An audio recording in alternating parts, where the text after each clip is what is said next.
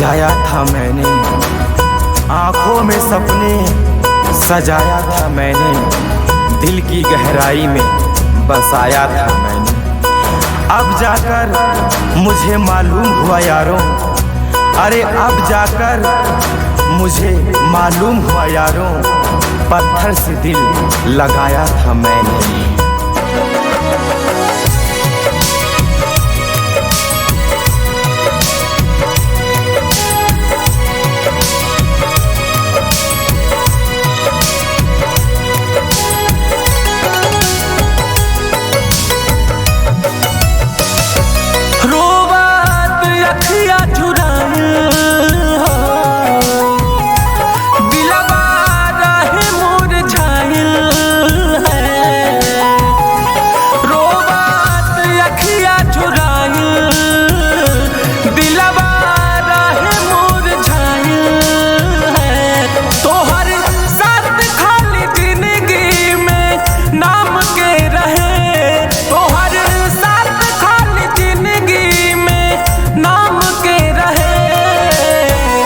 फिर भी न दोष देव तोहके लिखनिया इतने राम के रहे।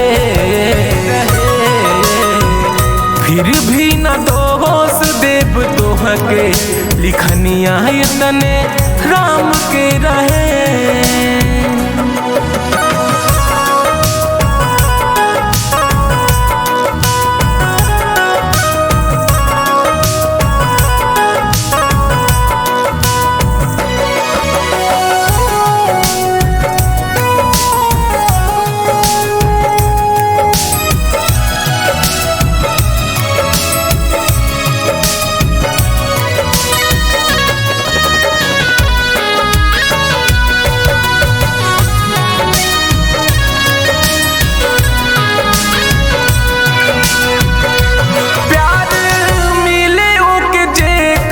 नसीब होला हो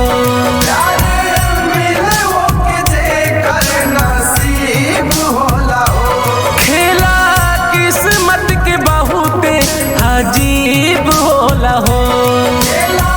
किस्मत के बहुते अजीब होला हो, प्यार मिले के जेकर नसीब होला हो।